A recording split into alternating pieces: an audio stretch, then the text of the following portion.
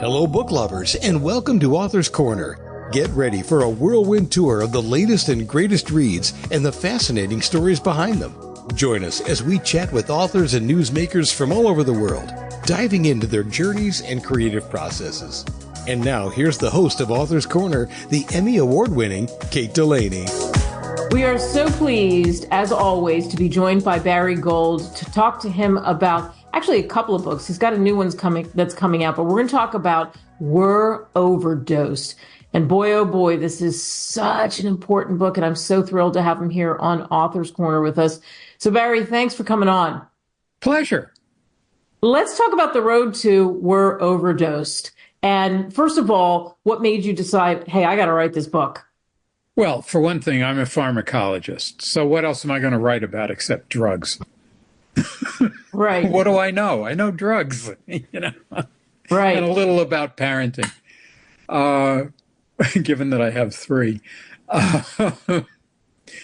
I sat down and started researching the history of opium because I'm a history nut. I tell the story. I was in Dresden, Germany, running to a meeting at a German pharmaceutical company, and I saw a brass plaque on the wall, and I am not afraid to describe myself as a brass plaque junkie. And I stopped to read it. It was in German, but I understood it. And it said aspirin was invented here, and I was fascinated. Well, I did a little research 20 years later and found out that the fellow who discovered aspirin or invented aspirin invented heroin. And I thought, that's fascinating.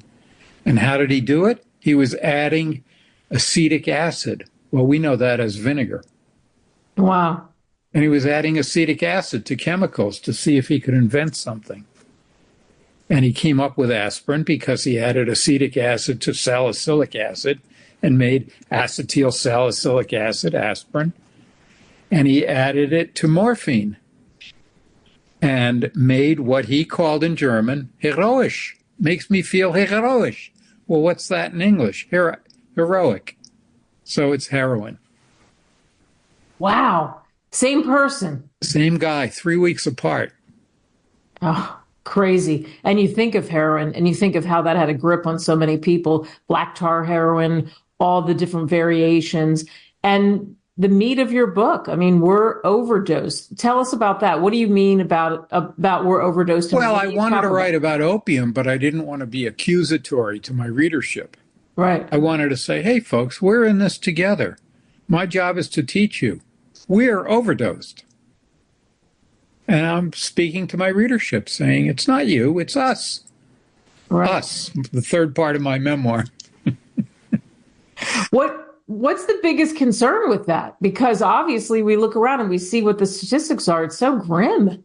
Well, the story has changed rapidly in the last decade. And today, the biggest killer is not heroin. It's fentanyl. Mm. And the sad thing about fentanyl is, although we bring it in from Mexico, or the Mexican drug cartels export it into the U.S. in trailers and hollows in cars, and not on the backs of immigrants.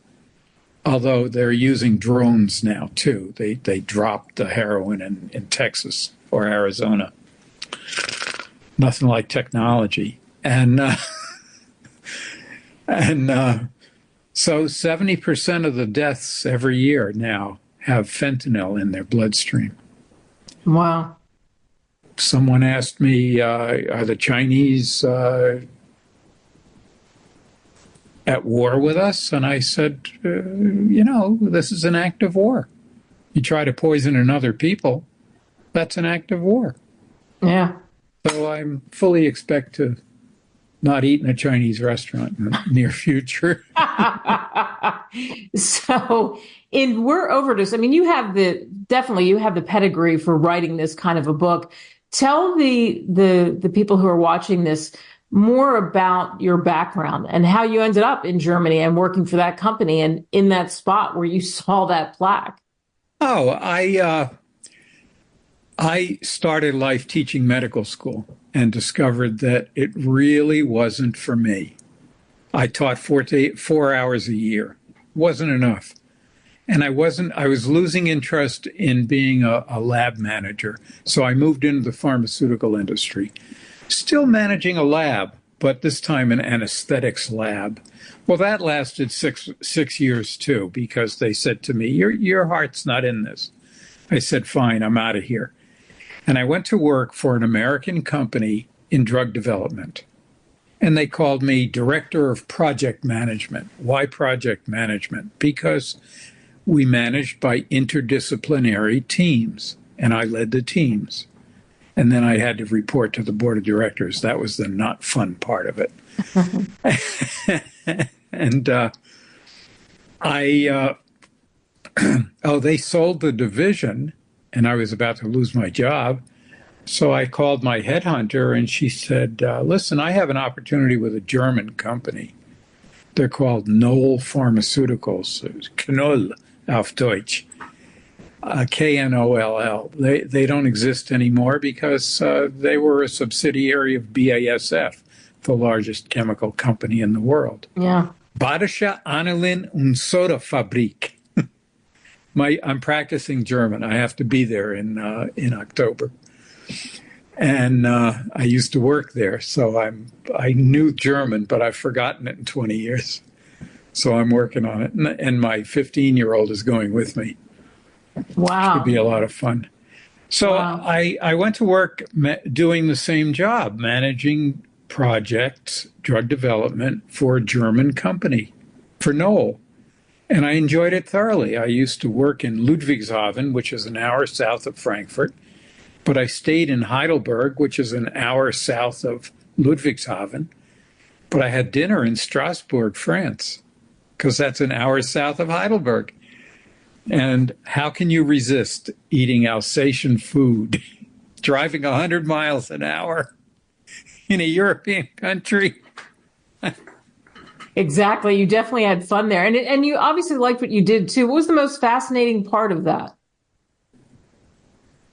I think the most fascinating part of it was learning that Germans always thought I was German.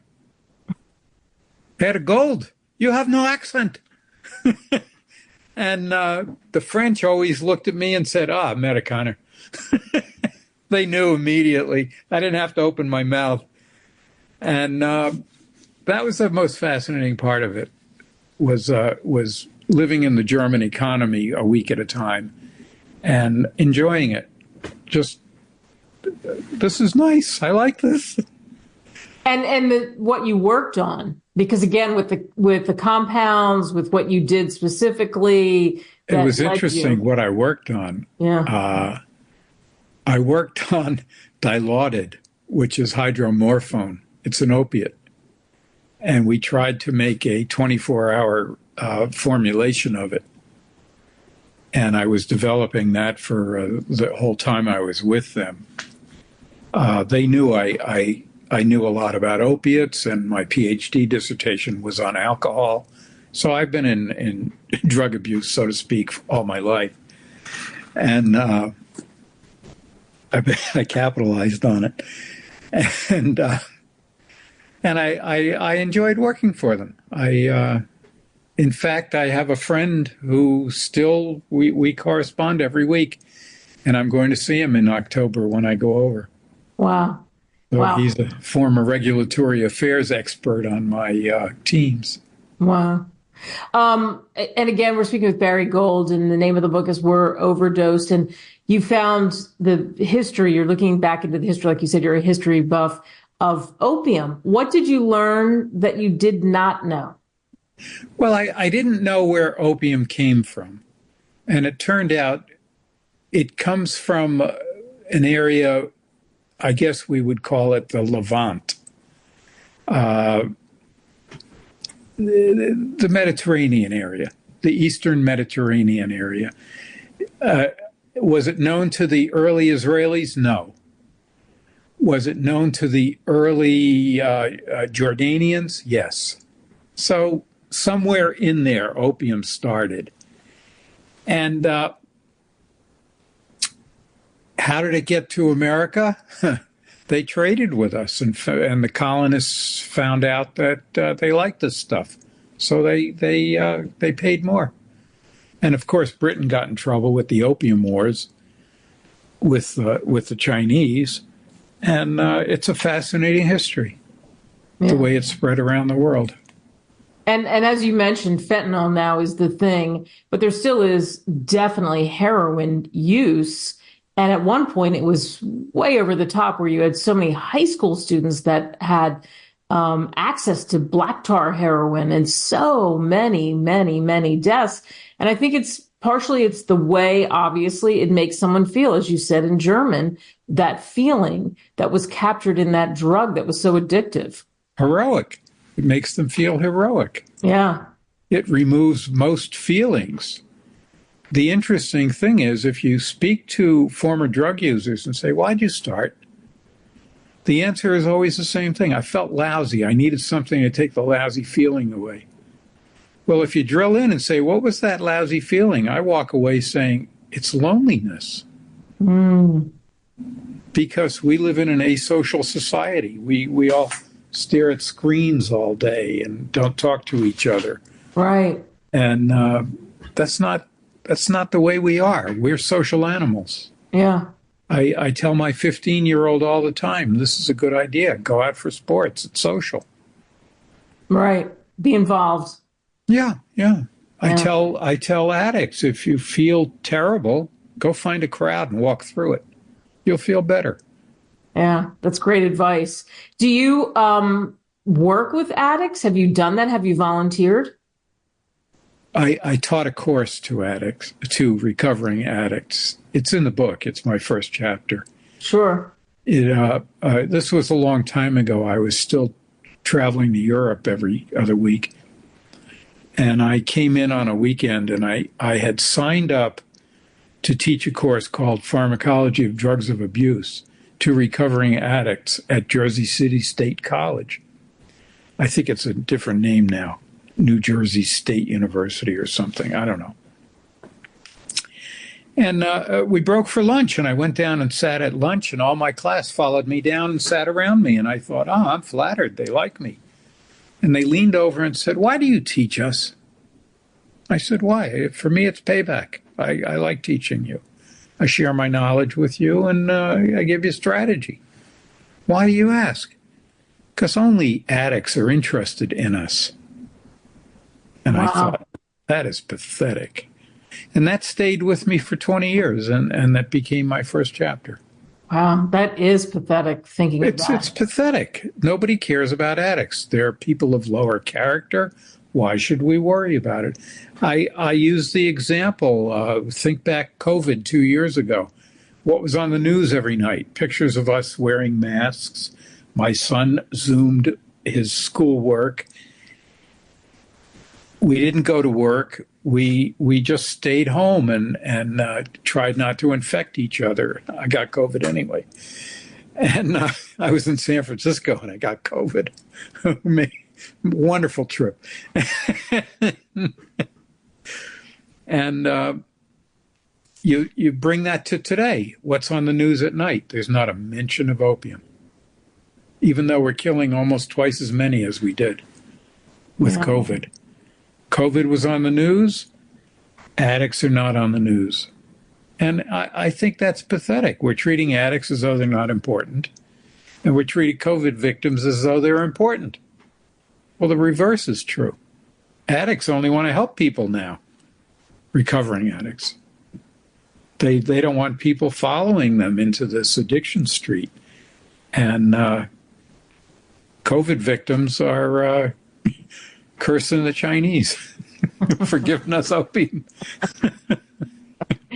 When people read We're Overdosed, which you can get on Barnes & Noble, get on Amazon, all the usual places, what do you hope, Barry, they take away? Well, I want people to become active. I don't want you to say, there's nothing I can do for these people. Of course there is. Find a Narcotics Anonymous meeting and go in and say, I made dinner. Would anybody like some? Do it. Don't be afraid. People will gobble up your food. If you find an addict on the street and he's unconscious, dial 911 and get the ambulance there to give him Narcan.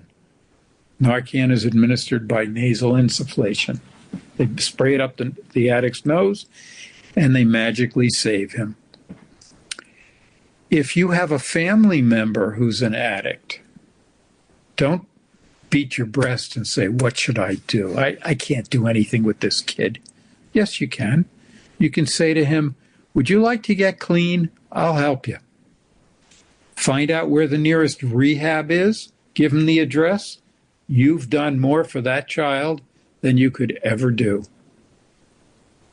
Just get active.